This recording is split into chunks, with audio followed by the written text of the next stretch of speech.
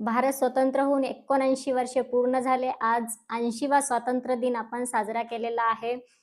म्हणजेच सगळ्यांसाठी अत्यंत आनंदाचा, महत्त्वाचा आणि कर्तव्याचा जाणीव असणारा दिवस 15 ऑगस्ट. कर्तव्याची जाणीव असणारा का? तर आपण स्वतंत्र झालेलो आहेत आणि आपला कारभार आपल्याला करायचा आहे. आपल्या खांद्यावर आता आपल्या देशाची धुरा आलेली आहे, म्हणून कर्तव्याची जाणीव असणारा. गाव गणराज्य, गणतंत्र दिवस, गाव गणराज्य या देशामध्ये गावांचं राज्य आहे आणि गावं हे स्वतंत्र आहेत. गावं कुणाच्याही गुलामीमध्ये नाहीत आणि म्हणून गाव गणराज्य, सार्वभौम गणराज्य ह्या देशाचं राज्य जे आहे सार्वभौम म्हटलेलं आहे. सर्वांना समान अधिकार, सर्वांची समान सत्ता आणि सर्व देशवासी या देशाचे मालक असतील, अशी लोकशाही पाहणं फार दुर्मिळ असतं. ती आपल्या देशामध्ये आहे. आपलं भाग्य आहे, की आपल्याला सर्वांची समान सत्ता आणि सगळेच जण देशाचे मालक. या देशाचा कोणीही एक मालक नाही. हुकुमशाही या देशामध्ये नाही, तर ती लोकशाही आहे. आणि मग लोकशाहीची पॉवर काय आहे? तर सगळे अधिकार लोकांच्या हातात आणि सगळी सत्ता लोकांच्या हातात. म्हणजेच याचा अर्थ लोकांची पॉवर कुठे आहे? तर गावागावामध्ये आहे. गावागावांमध्ये का आहे? तर भारत देश हाच गावं मिळून बनलेला देश आहे. म्हणून पूज्य महात्मा गांधीजींनी या देशाला खेड्यांमध्ये अस्तित्व असणारा माझा भारत देश म्हणलेले किंवा माझ्या भारत देशाचं अस्तित्व हे मुठभर शहरामध्ये नसून असंख्य अशा खेड्यांमध्ये सामावलेलं आहे असं म्हणलेलं आहे. म्हणून खेड्याकडे चला हा संदेश सुद्धा परमपूजनीय महात्माजी गांधी यांनी दिलेला आहे. आणि म्हणून देशाचं अस्तित्वच आपल्या खेड्यांमध्ये असल्यामुळे, गावामध्ये असल्यामुळे सगळी सत्ता गावाच्या हातात आहे. गावाने आपला विकास व्यवस्थित केला तर देशाचा विकास आपोआप होईल, असं तज्ञांचं मत आहे. पूज्य गांधीजींचं सुद्धा मत आहे असंच, की फक्त एका गावाने आपल्या गावाचा विकास करायचा. देशाचा विकास आपोआप. का आपोआप? कारण देशाचं अस्तित्वच खेड्यामध्ये आहे, गावामध्ये आहे. मग गावामध्ये कुठकुठल्या सुविधा असणं महत्त्वाचं आहे. गावामध्ये कोणता विकास आवश्यक आहे, तर तेच आज स्वातंत्र्य दिनाच्या दिवशी सगळ्यांना उलगडा करायचा असतो. वर्षभरामध्ये आपण गावासाठी काय केलेलं आहे, आपण गावामध्ये कुठल्या उणिवा होत्या, त्या कशाप्रकारे पूर्ण केल्या, त्याचं नियोजन कसं केलं, हे बघण्याचा, हे मांडण्याचा आणि हे सगळ्यांनी ऐकून घेण्याचा आणि पुढील एका वर्षाचं पुन्हा नियोजन करण्याचा दिवस म्हणजेच आजचा आपला स्वातंत्र्य दिन असतो. हा गणतंत्र दिवस असतो. या दिवशी सरकारने ग्रामसभा सुद्धा सक्तीची केलेली आहे. आता सक्तीची का करावी लागली? तर गावाच्या आवश्यकतेनुसार गावाला वेळोवेळी ग्रामसभा घ्यावंच लागतात. कधी-कधी तातडीच्या ग्रामसभाही गावाला घ्यावंच लागतात. कारण गावाची गरज असेल, अत्यावश्यकता असेल ग्रामसभा घ्यायची तर घ्यावंच लागतात. पण अशा घेतल्याच जात नव्हत्या आपल्या देशामध्ये गावागावांच्या. काही मुठभर किंवा बोटावर मोजण्याइतके गावं जसे की महाराष्ट्रामध्ये आपण पाहतो एक राळेगण सिद्धी, एक हिवरे बाजार आणि एक पाटोदा भास्करराव पेरे साहेबांचं. हे 2-3 गावं जर पाहिले जसे की आता पुणे जिल्ह्यामध्ये सुद्धा एक गाव आहे कुंजीरवाडी नावाचं हवेली तालुक्यात. असे आणखी थोडेसे फार काही गावं असतील जसे की संतोषभाऊ देशमुखांचं गाव आहे मसाजोग. असे फार कमी गावं आहेत की जे नियोजित व्यवस्थित ग्रामसभा घ्यायचे त्यांना सरकारने सक्तीचं करण्याची काही आवश्यकता नव्हती. कारण ते स्वतःच्या गावाचं नियोजन करायचे, स्वतः विकास करण्यासाठी कटिबद्ध असतात या गावचे सरपंच, या गावचे नागरिक. असे बोटावर मोजण्याइतके गावं आहेत. बाकीचे गावं बाकीच्या गावं म्हणजे जे अस्तित्व आहे देशाचं त्या गावांमध्ये नाही का? तर अर्थातच ते गावं सुद्धा देशाचे हृदय आहेत. पण ह्या आपले बाकीचे जे गावं आहेत, हे सगळे हृदय जे आहेत आपल्या देशाचं हृदय यांनी बंद पाडलेलं आहे या बाकीच्या गावांनी. का? तर आता बघा पूर्वीच्या काळानुसार कमी फंड यायचा गावांना विकास निधी हा कमी यायचा. म्हणजे तेव्हाच्या आवश्यकतेनुसार यायचा. पण आता भरमसाठ विकास निधी येत आहे. जसं की अनेक ग्रामपंचायत असे आहेत, अनेक म्हणण्यापेक्षा बहुतांश ग्रामपंचायतला वार्षिक निधी हा 50 लाख आहे. बाकी खासदाराकडून येलेला आमदार फंडातून, खासदार फंडातून, जिल्हा परिषद सदस्यांकडून असे वेगवेगळे कोणी मंत्री गावाला भेट देतात. यांच्याकडून येणारा विकास निधी तर वेगळा-वेगळाच आहे. पण जो त्यांचा ठराविक आहे दरवर्षीचा, हा सुद्धा वार्षिक 50-50 लाख येत आहे. आता 50 लाखामध्ये गावामध्ये कोणकोणत्या सुविधा करता येतात बघा आणि त्यासाठी असे त्यांचे नियोजन पत्रक सुद्धा दिलेलं असतं सोबतच, की तुम्हाला हा वार्षिक निधी कशावरती खर्च करायचा आहे म्हणून. आपल्याला माहीत आहे गाव डोळ्यासमोर आलं गावामध्ये कशावरती आपल्याला खर्च करावा लागतो. एकतर गावातले रस्ते मेन आपण डोळ्यासमोर आणतो. विकास म्हणलं की आपल्या डोळ्यासमोर रस्तेच येतात ना फक्त. रस्ते असतील, दवाखाना, शाळा सगळ्यात महत्त्वाची. त्यानंतर गावातले वृक्षांचं निवेजन, कारण की वृक्ष आपल्याला ऑक्सिजन देतात. आता आपल्याला हे सगळं पाहायचं आहे. आपल्या गावाला वार्षिक निधी येतो किती आणि त्याचं नियोजन आपल्या गावामध्ये होतं का? ही प्रत्येकाची कर्तव्याची जबाबदारी आहे प्रत्येकाची ही पाहण्याची. कारण का? तर आपण सगळेजण स्वतंत्र भारतामध्ये राहतो. कोणीही दुसऱ्या राष्ट्रातलं नाहीये इथं आपल्या गावात राहणारा. आपल्या स्वतंत्र भारतातले आणि म्हणून प्रत्येकाचा सारखाच अधिकार आहे, समान अधिकार आहे. जो अधिकार प्रधानमंत्र्याला आहे, तो अधिकार सुद्धा सामान्य नागरिकाला आपल्या गावासाठी आहे. तोच राष्ट्रपतीला सुद्धा आपल्या गावासाठी आहे. उलट राष्ट्रपती, प्रधानमंत्री, इतर मंत्री यांना अधिकार कमी असतील, पण गावातल्या सामान्य नागरिकाला अधिकार जास्त आहे. कारण ते देशाचे कारभारी आहेत, पण सामान्य नागरिक देशाचा मालक आहे आणि म्हणून सामान्य नागरिकाची जबाबदारी ही जास्त आहे. सामान्य नागरिकांना जास्त काम करण्याची आणि जास्त सतर्क राहण्याची आवश्यकता आहे. मग आपण ते राहतो का? आता आपल्या गावामध्ये काय-काय असायला पाहिजे आणि ते आपल्या गावामध्ये 5 वर्षामध्ये पूर्ण झालेलं आहे का? प्रत्येकानं बघायचा. याचा अर्थ 5च वर्ष झाले आपल्या गावात सत्ता आहे स्वतंत्र भारताची असं नाही. 80 वर्ष झालं होत आलेत, 79 वर्ष झालेत. 80वा स्वातंत्र्य दिन आपण साजरा केला, तर येणारा आपण 81वा स्वातंत्र्य दिन साजरा करू पुन्हा. मग पुन्हा एवढ्या वर्षामध्ये आपण काय-काय केलंय आपल्या गावामध्ये आपण बघितलं पाहिजे. गावामध्ये काय असणं आवश्यक आहे? तर प्रत्येक गावामध्ये 12वी पर्यंत शिक्षण असणं आवश्यक आहे. याचा अर्थ शिक्षण असणं आवश्यक आहे. याचा अर्थ गावामध्ये शिक्षणाची सोय असणं 12वी पर्यंत आवश्यक आहे. जिथं एक इमारत असेल, ज्या इमारतीमध्ये अंगणवाडीपासून 12वी पर्यंत शिक्षण मिळतं, तेही मोफत. तिथे असं नाही की लाखो रुपये टेबलाखालून देऊन, नाही, मोफत. मग ही व्यवस्था कोणी करायची आहे? तर ही व्यवस्था ग्रामपंचायतीने करायची आहे. मुंबई अधिनियम तुम्ही कधी वाचा, ग्रामपंचायत मुंबई अधिनियम आणि लक्षात घ्या सगळं. सगळ्या गावच्या सरपंचांकडे ग्रामपंचायत मुंबई अधिनियम आहे का? ग्रामसेवकांना ते मुंबई अधिनियम पाठ आहे का? मुखोगत आहे का? सगळ्या ग्रामपंचायतमध्ये गावाची घटना असेल गाव विकासाची, तर ती राष्ट्रसंत तुकडोजी महाराजांनी लिहिलेली ग्रामगीता आहे. प्रत्येक सरपंच आणि प्रत्येक ग्रामसेवकाला ग्रामगीता मुखपाठ असणं आवश्यक आहे. किमान त्याच्यातले महत्त्वाचे अध्याय तरी मुखपाठ असणं आवश्यक आहे. प्रत्येक ग्रामपंचायतमध्ये ग्रामगीता ठेवलेली आहे का? आपण तपासलं पाहिजे. ज्या ग्रामसेवकाला खरोखर ग्रामगीता माहिती आहे, तोच गावाचा विकास करू शकतो. इतर करूच शकत नाही. ग्रामगीता आता हे जे गावं आहेत ना विकास झालेले, पाटोदा असेल, हिवरे बाजार, राळेगण सिद्धी, येथील सरपंच आणि विकास करणारे जे ज्येष्ठ नागरिक आहेत ना इथले आणि ग्रामसेवक यांनी सहज सांगतात ग्रामगीता, सहज. कारण ग्रामगीतेशिवाय गावाचा विकास करणं शक्य नाही. मग हे आहे का आपल्या गावामध्ये? आणि ग्रामसेवकाला गावाच्या विकासासाठी कोणत्या गोष्टी आवश्यक आहेत, हे सुद्धा माहिती असणं आवश्यक आहे. मग ह्या आहेत का? मग राहिला प्रश्न आता आपल्या गावामध्ये 12वी पर्यंतची शिक्षणाची सोय आहे का? आपण याचे मुद्दे काढले पाहिजे. किमान एक कोरा कागद घेऊन आहे की नाही? ही जबाबदारी ग्रामपंचायतची आहे. ग्रामपंचायतनी व्यवस्था करायची असते गावात शिक्षणाची. तिकडे आपण इकडे-तिकडे हात पसरायचे नसतात शिक्षणासाठी. आमदारांनी केली पाहिजे, खासदारांनी सोय केली पाहिजे शिक्षणाची, प्रधानमंत्र्यांनी केली पाहिजे, मुख्यमंत्र्यांनी केली पाहिजे. नाही. आपल्या गावासाठी मुख्यमंत्री आणि प्रधानमंत्री हा आपल्या गावचा सरपंचच आहे आणि आपल्या गावासाठी राष्ट्रपती हा आपल्या गावचा ग्रामसेवकच आहे आणि म्हणून ग्रामसेवकांनी आणि सरपंचांनी ही जबाबदारी घेणं आवश्यक आहे आणि ते त्यांचं कर्तव्य आहे. गावामध्ये शिक्षणाची सोय 12वी पर्यंत केलेली आहे का? किमान 12वी पर्यंत. तसं तर ग्रॅज्युएशन पर्यंत ग्रामपंचायतने गावाची शिक्षणाची सोय केली पाहिजे. पण टिक करा. केलेली आहे का 12वी पर्यंत? असेल, होय, नाही.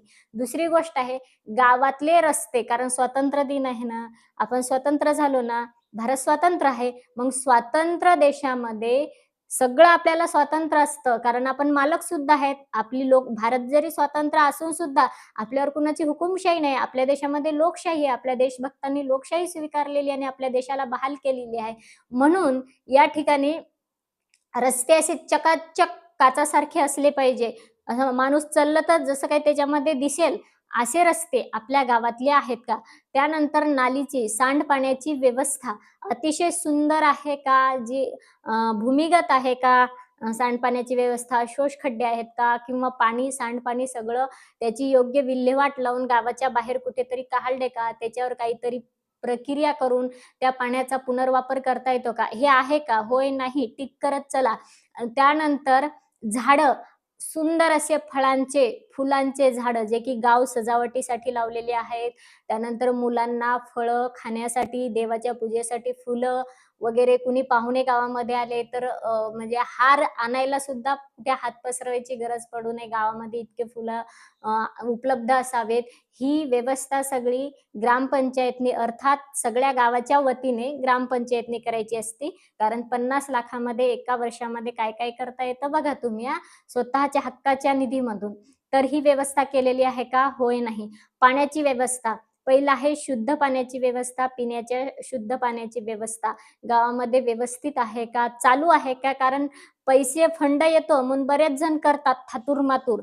बजेट उचलायचं, अर्धा ग्रामसेवक, अर्धा सरपंच, ग्रामसेवकाकडचा थोडा भाग बी-डी-ओंना, थोडा नंतर बी-डी-ओकडून सी-ओंना, सरपंचाकडचा थोडा भाग जिल्हा परिषद सदस्याला आणि राहिलेला थोडा भाग आमदाराला. असं नाही, व्यवस्थित आहे का? व्यवस्थित त्याच्यावरती जेवढा खर्च करायचा आहे, तेवढ्या खर्चामध्ये तो खर्च होऊन ते पाणी रोज उपलब्ध आहे का? नाहीतर केले, आमदार आले, उद्घाटन केले, रिबीन कापले आणि बंद आहे सगळं. असं नाही. त्याचा वापर योग्य होतोय का? लोकांना त्याचा फायदा होतो का? लोक त्याचा वापर करतात का?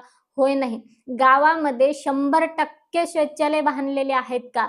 नुसतं गाव राष्ट्रपती पुरस्कारकृत आहे आणि गावामध्ये कमान लावलेली आहे. आमचं गाव राष्ट्रपती स्वच्छता अभियानमध्ये राष्ट्रपतींनी पुरस्कार दिला आणि आमच्या गावाला 50 लाख पारितोषिक मिळालं.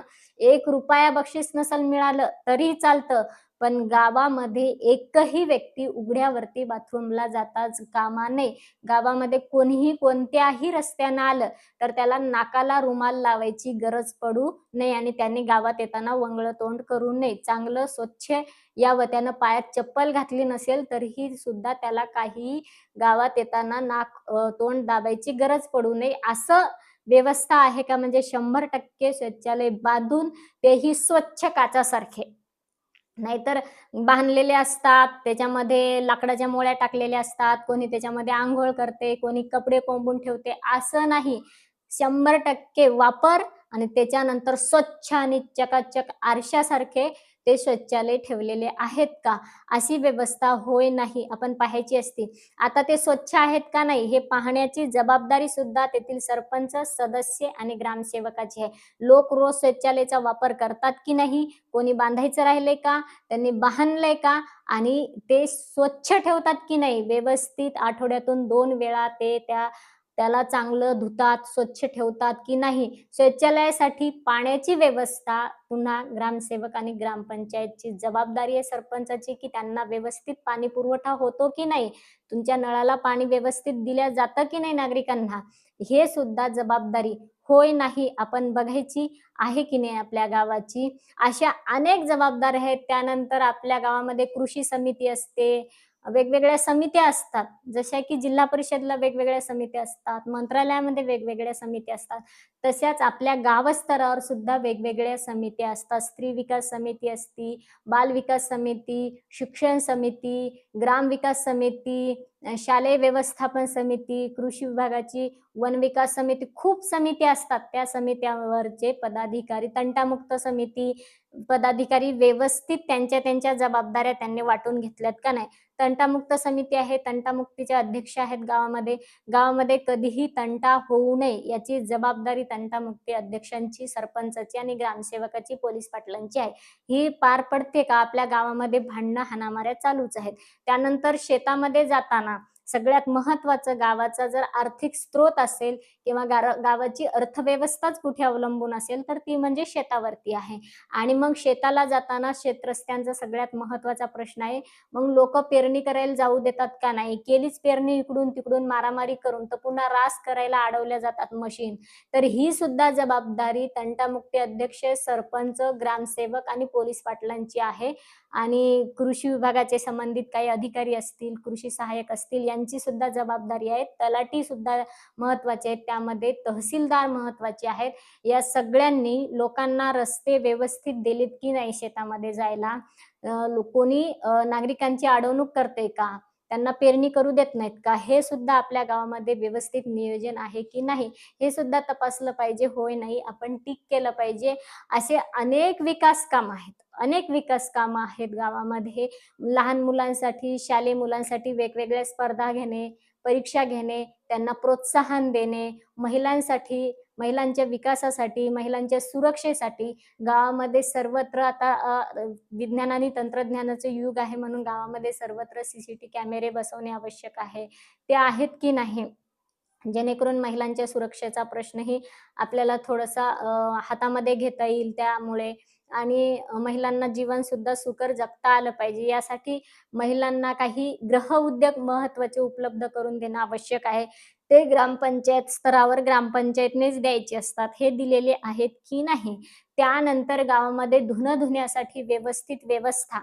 नुसतं कुठेही आपल्याकडे धुणं धुतलं जातं, बाहेर नाल्यांचा गोंगाट, तिथं मच्छरांचा गोंगाट, तिथं धुण्याचे गोटे, मग तिथं धुणं धुवायचं, कपडे धुवायचे, मग ते पाणी असं साचतंय, कधी रोडनं वाहत जाते, मग लहान लेकरं मध्येच येतात, पाय घसरून पडतात. की मध्येच ते घराचे ओटे बाहेर आलेले, मग कोणी ट्रॅक्टर येतं मालाचं, ते नेता येत नाही, ते मध्येच अटकते. हे असलं काहीही नसलं पाहिजे. रस्ते अगदी सरळ 2 वाहन जरी गावाच्या रस्त्यानं आले तर सरळ एकमेकांना साईड देऊन त्यांना जाता आलं पाहिजे. असे गावातल्या रस्त्यांचं नियोजन, ही जबाबदारी स्वतंत्र भारतामध्ये ग्रामपंचायतीच्या खांद्यावर दिलेली आहे. आपल्या गावामध्ये तसं आहे का तपासून बघा. त्यानंतर जे आहे महिलांसाठी गृहउद्योग, सगळे गृहउद्योग महिलांना उपलब्ध करून दिलेत का? शाळेमध्ये मुलांच्या प्रात्यक्षिकासाठी, नुसतं शिक्षण नाही, मुलांच्या प्रात्यक्षिकासाठी तिथे वेगवेगळे कौशल्य विकास जे कार्यक्रम राबवला जातो, त्याचं साहित्य दिलेले आहे का? आणि ते शाळेतील शिक्षक व्यवस्थित घेतात का? हे पाहणं सुद्धा रोज एक चक्कर गावामध्ये सरपंचाची उठल्याबरोबर असली पाहिजे. अंगणवाडी, शाळा, दवाखान्यापासून, रस्त्यांपासून लोक बाथरूमला कुठं जातात, गावात वापर करतात की नाही, रस्त्यानं घाण करतात का, सगळ्यांची शेतावर कामे व्यवस्थित आहेत का, सगळ्यांच्या पेरण्या व्यवस्थित झाल्यात का, सगळ्यांच्या राशी करण्यासाठी त्यांना रस्ते आहेत का, ही जबाबदारी जर सर्व महत्वाची कोणाच्या खांद्यावर असेल तर ती गावातल्या सरपंचाच्या खांद्यावर आहे. आणि म्हणून सरपंच होताना खबरदारीने आपण एवढी जबाबदारी पार पाडतो का, ही खबरदारी घेऊन सरपंच पदाचा फॉर्म भरला पाहिजे आणि आपण निवडून आलो, आपण एवढ्या जबाबदाऱ्या पूर्ण केल्या पाहिजे इमानदारीने आणि प्रामाणिकपणे. इमानदारीने आणि प्रामाणिकपणे पूर्ण केल्या पाहिजे. ग्रामसेवकाने प्रतिज्ञा घेऊनच ग्रामसेवक पदाचा पदभार स्वीकारला पाहिजे किंवा त्या गावाचा पदभार स्वीकारलाय, त्या गावासाठी मी इमानदारीने आणि प्रामाणिकपणे ते काम करत आहे का, हे रोज एकदा स्वतःच्या मनाला म्हणजे आत्म्याला सुद्धा विचारलं पाहिजे. ही जबाबदारी आहे ग्रामसेवक आणि सरपंचाची. नागरिकांची काय जबाबदारी आहे याच्यामध्ये? तर नागरिकांनी ग्रामसेवक आणि सरपंच जेव्हा ग्रामसभा घेतात, आपण त्या ठिकाणी प्रामाणिकपणे उपस्थित राहिलं पाहिजे. आपल्या आजूबाजूला काय समस्या आहेत, आपल्या गावामध्ये कुठे गटार साचलेला आहे, जर आपल्या दारातील आपल्याच पाण्यामुळे, घरातील सांडपाण्यामुळे गटार साचत असेल, तर पहिलं कर्तव्य आहे, की आपण स्वतः श्रमदानातून आणि आपल्या आपल्या बजेटमधून घरच्या आपले पैसे वापरून आपण ते दुरुस्त केलं पाहिजे.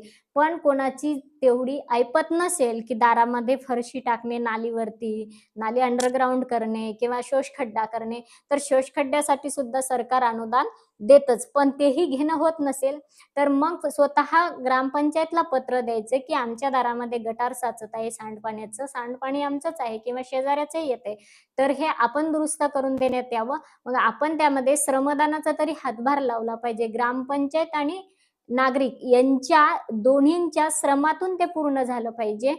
ही जबाबदारी नागरिकांची आहे. सरपंच आणि ग्रामसेवक यांच्याबद्दल प्रथम आदरभाव राखला पाहिजे आपण. आदरभावाने बोललं पाहिजे कारण सरपंच हे आपल्या सगळ्या गावाचे लोकप्रतिनिधी असतात आणि ते इतर कोणी नसून ते आपणच आहोत सरपंच.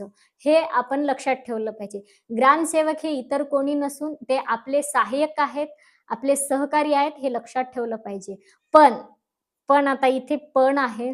पण हे ग्रामसेवक आणि सरपंच जर पाटोद्याच्या अ, त्या विकासकर्ते जे आहेत भास्करराव पेरे पाटील असतील, त्यांचे नागरिक, ज्येष्ठ नागरिक, गावातले सगळे नागरिक आणि त्यांचे ग्रामसेवक यांच्यासारखं, पोपटराव पवारांसारखं जर ते काम करत नसतील, तर मग ते आपल्या आदरातिथ्य करून घेण्यास योग्य आहेत की नाही हे सुद्धा तपासलं पाहिजे.